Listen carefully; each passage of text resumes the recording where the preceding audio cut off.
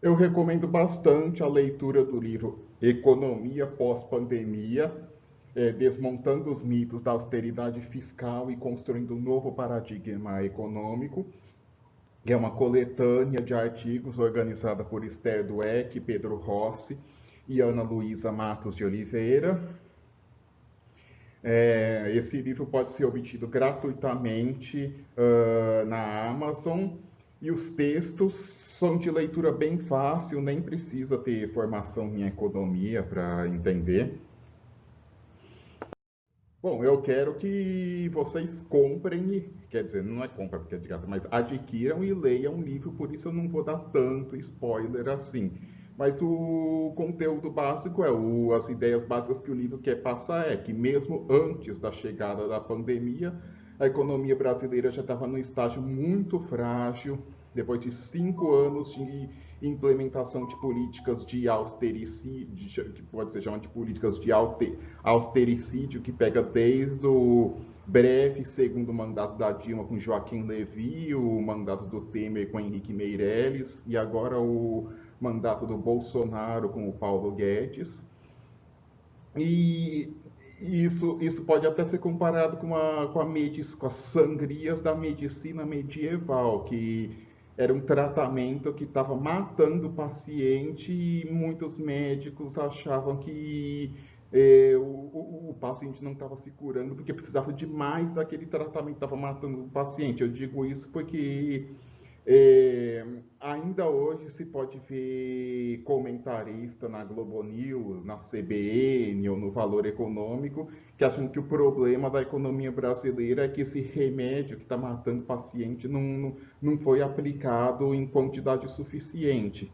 E é por isso que esse livro é muito importante para lançar uma ideia contra-hegemônica.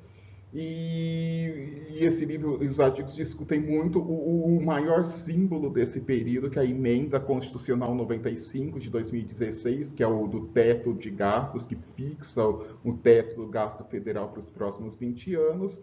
e que essa emenda é, é praticamente uma destruição do modelo de Estado de bem-estar social criado pela Constituição de 1988 e ameaça educação, saúde, políticas de inclusão racial, políticas para mulheres, para os índios, políticas de proteção ao meio ambiente, agricultura familiar, e que essa defesa de regras fiscais muito rígidas vem de concepções de macroeconomia que mesmo grande parte da ortodoxia passou a enxergar como obsoleta depois de 2008. Enquanto a equipe econômica que conduz o Brasil está com a cabeça em Chicago dos anos 70, essa ideia não é nem predominante mais na ortodoxia dos dias atuais. A pandemia mostrou claramente a atuação que a atuação do Estado é necessária e que não só durante, não só depois. Aí esse livro pretende não apenas criticar, mas esse livro discute como construir uma social-democracia adaptada para o século XXI depois da pandemia. Aí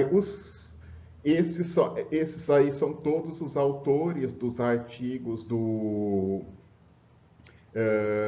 publicados no livro. Alguns eu conheço muito bem, que são do Instituto de Economia da Unicamp, que é o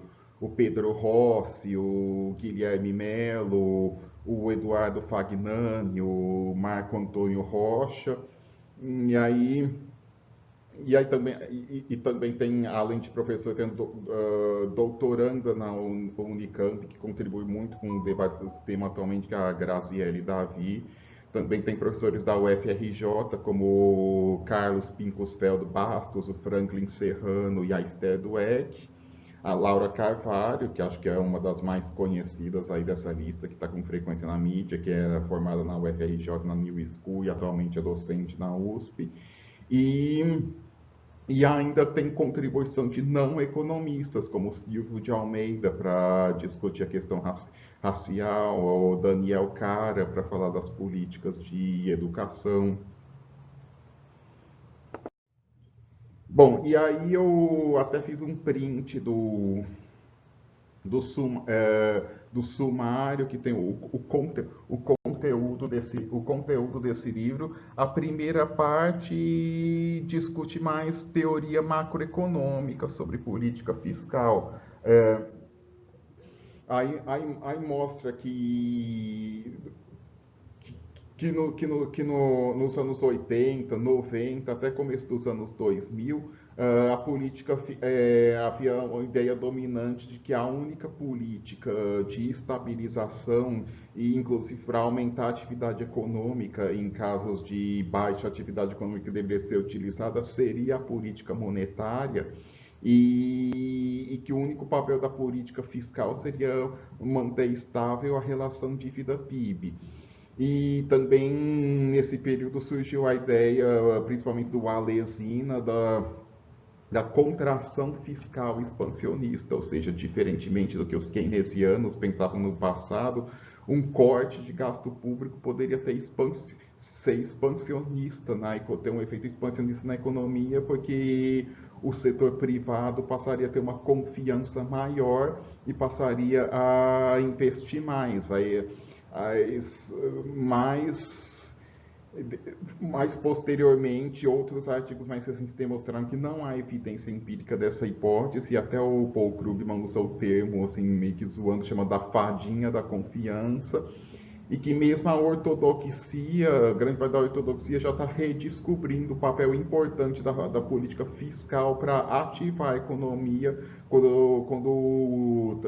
a economia está produzindo muito abaixo do seu potencial, quando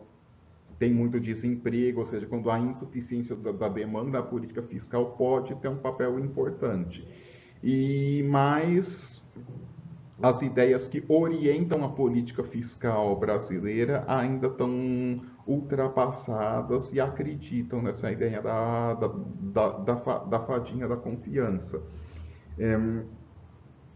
E um dos símbolos disso, como eu disse, é a emenda do teto de gastos, que impede que o Estado faça política anticíclica, porque até os investimentos, não só o gasto público corrente, mas até o investimento público é limitado pelo teto. E aí faz mais ou menos 5 anos que o Brasil está nessa política e nem conseguiu reduzir a relação dívida-PIB, que era uma das pretensões dessa política, porque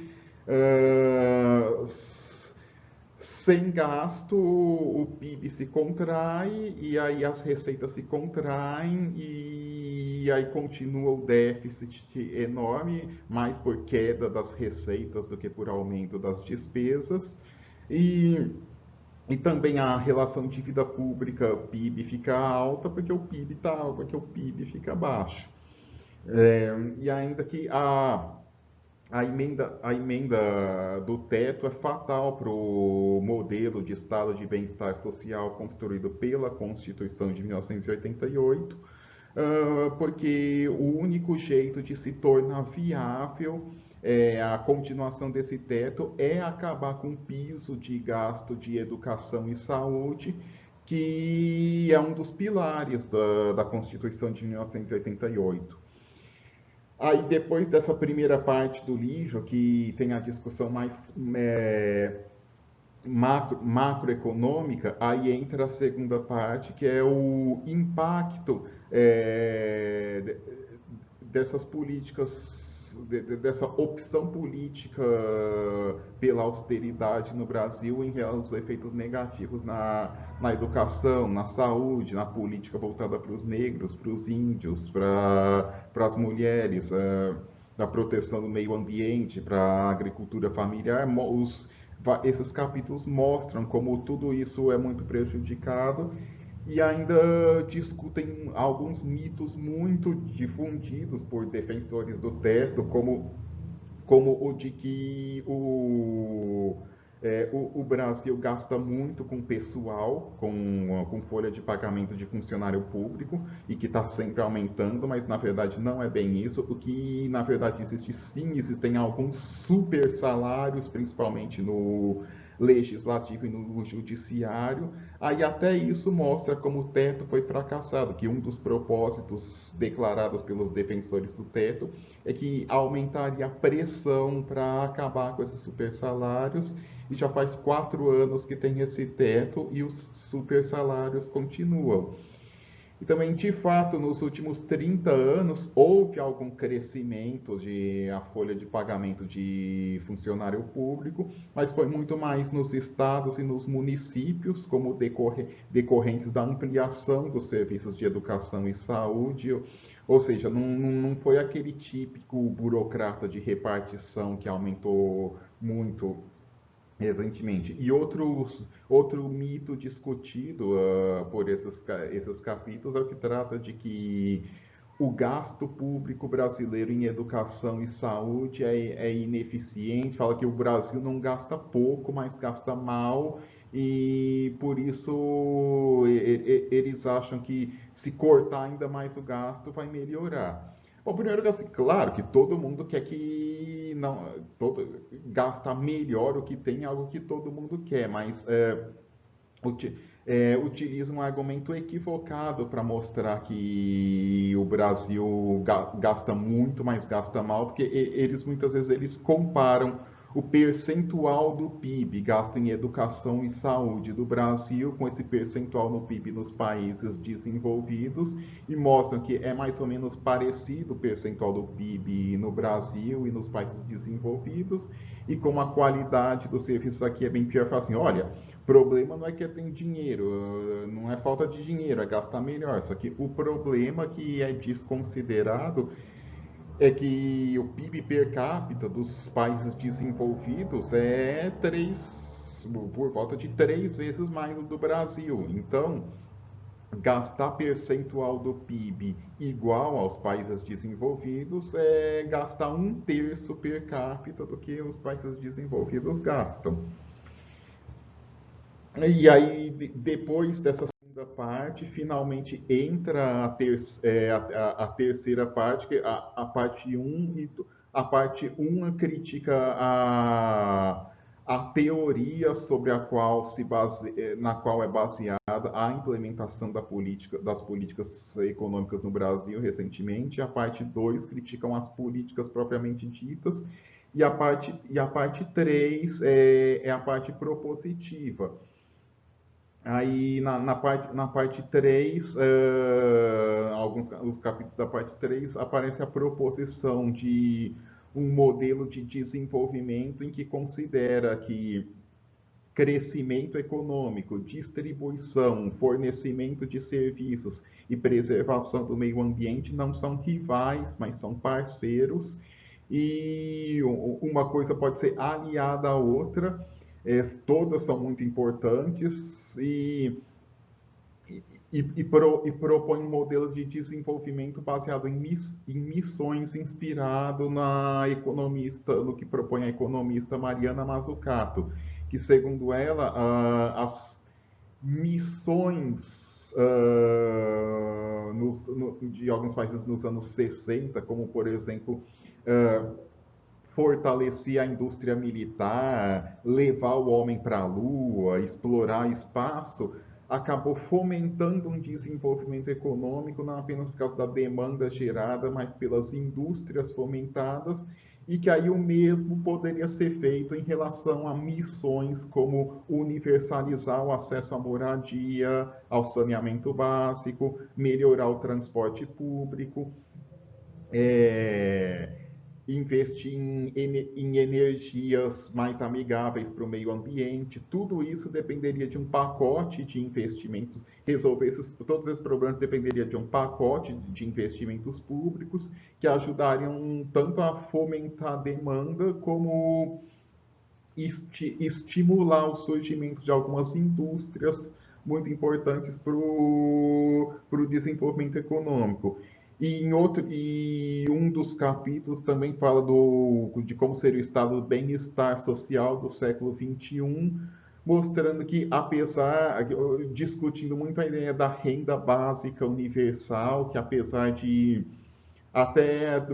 ter gente de esquerda que defende a renda básica universal, na verdade essa ideia pode ser um cavalo de Troia dos liberais para dinamitar o estado do bem-estar social, para substituir tudo que existe de estado de bem-estar social por essa renda. Aí, aí em relação à renda, por que em vez de criar essa renda universal, você ampliar o que já existe de transferência de renda seria mais adequado. E aí, por fim, é importante destacar que esse livro, os autores desse livro Economia Pós-Pandemia, que são majoritariamente dos institutos de economia da Unicamp e da UFRJ, eles pertencem a uma vertente de pensamento chamada de social desenvolvimentista, que é diferente tanto da vertente liberal, que domina principalmente a PUC do Rio e a FGV do Rio, mas também é diferente dos novos desenvolvimentistas, que são mais predominantes na FGV de São Paulo. Novo desenvolvimentistas, acho que vocês devem saber mais, os exemplos mais notáveis são o Bresser Pereira, o Nakano, o José Oreiro, o Nelson Marconi, o Paulo Gala. As diferenças principais entre os social-desenvolvimentistas e os novos desenvolvimentistas é que a prioridade de política dos novos desenvolvimentistas é fomentar o desenvolvimento da indústria. Aí eles não especificam quais as indústrias, mas para eles a prioridade é promover uma grande desvalorização cambial, para que torne novamente viável a instalação das manufaturas. E aí eles acham que isso vai gerar um aumento de produtividade na economia brasileira, e os empregos de melhor qualidade gerados pela indústria uh, podem solucionar o problema da miséria no Brasil. Aí já os social desenvolvimentistas, como se verifica nesse livro, eles defendem que não é qualquer indústria que eles querem fomentar, e sim para indústrias voltadas especificamente para resolver problemas sociais. E também eles são um pouco mais, embora eles também acham que o real não tem que ficar muito valorizado, eles são um pouco mais céticos do que os novos desenvolvimentistas em relação aos benefícios de uma grande desvalorização do real. E eles são mais preocupados assim, com a necessidade que assim, para promover uma grande desvalorização do real, teria que fazer uma política fiscal muito austera para evitar pressões inflacionárias. Aí, como eu disse e expus aqui, eles justamente não concordam com essa política fiscal austera, mas apesar dessas diferenças, o que os social-desenvolvimentistas e os novos desenvolvimentistas têm em comum é que eles ambos acham que não há desenvolvimento sem indústria, não há indústria sem forte atuação do Estado. Ambos acreditam que o mercado agindo sozinho não vai resolver todos os problemas, e eu diria que os social-desenvolvimentistas e os novos desenvolvimentistas têm diferenças no varejo, e ambos têm diferenças no atacado com os liberais. E acho que até poderia. Eu defendo maior diálogo e colaboração entre essas duas vertentes de desenvolvimentistas. Acho que eu falei um pouquinho sobre esse livro, espero ter despertado a curiosidade, e por isso eu recomendo. Compre e leia, quer dizer, nem compre, assim, adquira e leia, porque é de graça e tem uma contribuição muito grande no debate sobre economia. e que nessa situação trágica que estamos no Brasil é necessário tanto a geração de ideias quanto a difusão de ideias para sair do buraco em que estamos.